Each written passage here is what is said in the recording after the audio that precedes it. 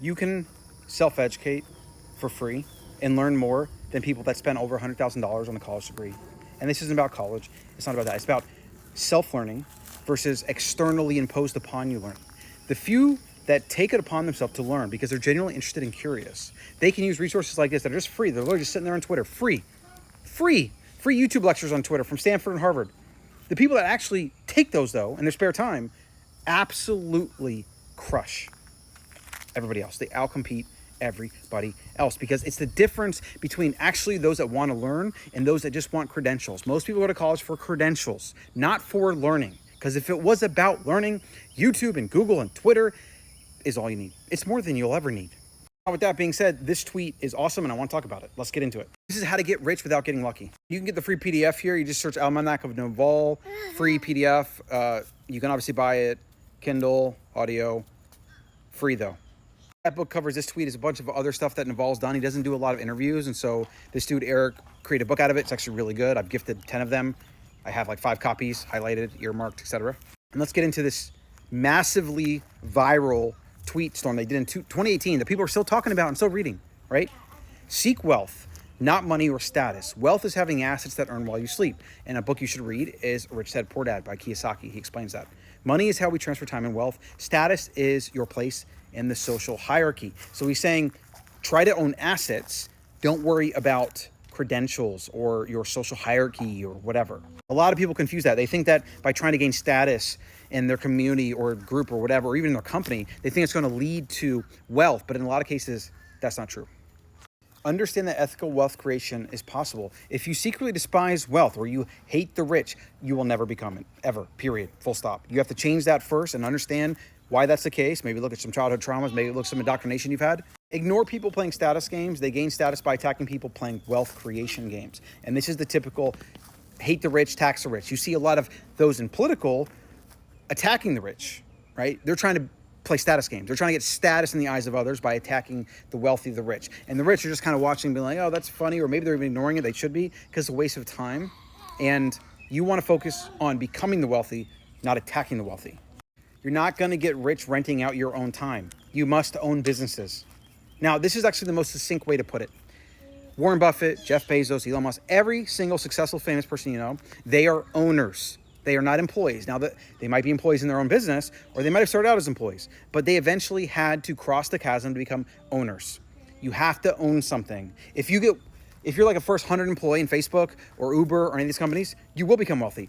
But that's because you owned shares, not because you got a salary. It's a huge difference. A really comfortable fat salary is nice, but most people don't use it to buy assets. If I was making $50K a month salary, $500K a year, I would use every extra penny to buy some form of income producing real estate or asset, buy a lot of Bitcoin, whatever. And then that's how I would escape needing to rely on the salary. And then you will get rich by giving society what it wants, but does not yet know how to get. And then you do it at scale. That's all it is. That's why this whole like hate the rich thing is so bizarre, because you only get wealthy aside from dictators or like Russian oligarchs maybe, right? Aside from that, like in an American capitalistic society, a free market or a mostly free market system, you get wealthy by giving people what they want, by creating value of some sort. The key here, where most people in the modern environment today, where they jump jobs every like 1 or 2 years, they're always bouncing from this project to the next, they're always starting this business or this idea or that idea.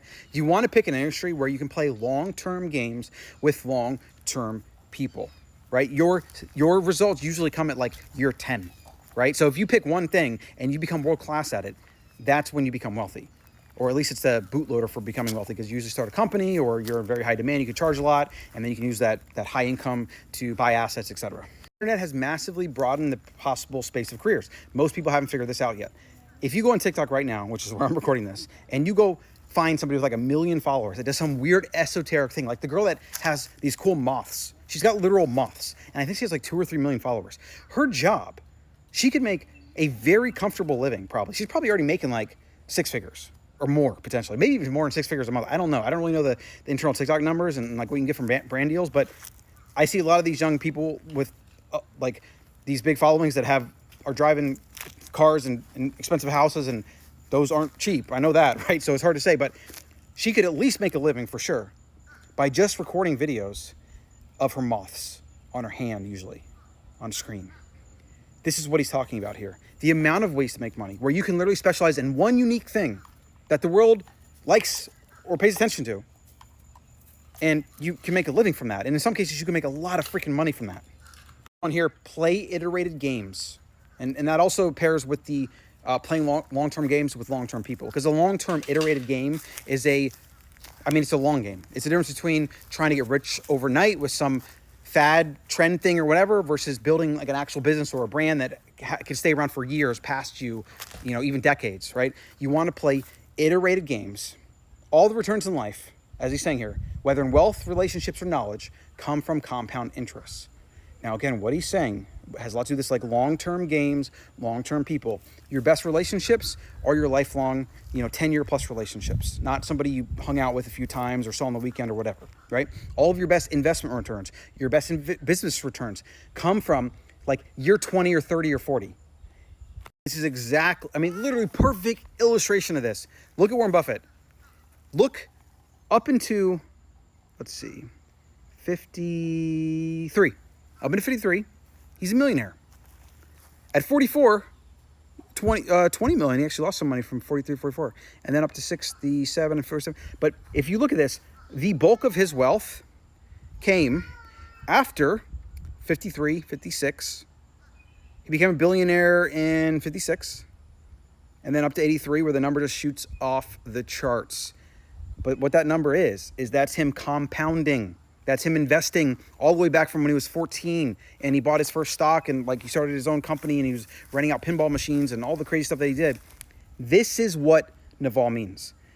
The outsized returns in life come from the long run, like the very, very, very, very long run. And nowadays, even with technology and speed and all these things, you can get stuff like this, not maybe like this, but you can get crazy results in 10 years. Even in 2 to 5 years, if you really focus at the way things speed up and if you use things like AI and these other advancements, and you stay on the edge of an industry, you can actually just make what used to take 40 years, you probably get done in 10. But becoming financially free in 10 years, imagine if you started hardcore when you're 25. If you're living that way by 35, it's amazing. You're basically set as long as you don't make any really bad investments or do anything really stupid like go to jail. Pick business partners with high intelligence, energy, and above all, integrity. And this also pairs perfectly with what he's saying about play long-term games with long-term people. If these are people that you would not want in your life 10 years from now, then get them out now, right? Whether you're doing business with them or not, it's probably good policy. Don't partner with cynics and pessimists. Their beliefs are self-fulfilling. If you are a pessimist, if you are a cynic, the world will prove you right. And if you're the opposite, if you're optimistic, the world will prove you right as well.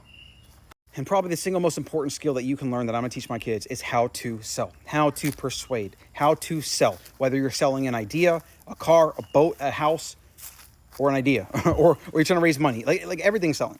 Whether you're selling a bag of cocoa powder like I do to my customers at Wild Foods, or I'm trying to raise money for a new venture, or I'm trying to bring people on, hire them, you're selling a vision, selling a problem solution, selling a future that you hope to create and that you want to bring others along for the ride. It is all selling. It's the single most important skill. And then more tactically, sales is where you can make a lot of money.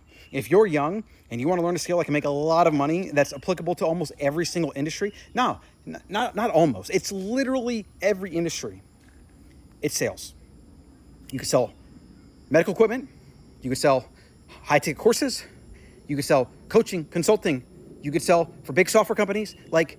You could literally sell anything. In fact, when I even think about this and talk about this, it just makes me want to every single day of my life just focus on sales, which actually is not a bad idea. And then below, arm yourself with specific knowledge, accountability, and leverage. This is building your own personal brand. This is what he talks about.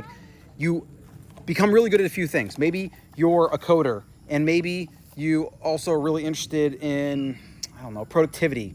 Or Notion. This guy makes these Notion templates, for example. I love Notion. I use it. He has an entire business. He probably makes 6 figures a year based on making Notion templates. And he makes them beautiful and he sells them. And he's just like the Notion template guy.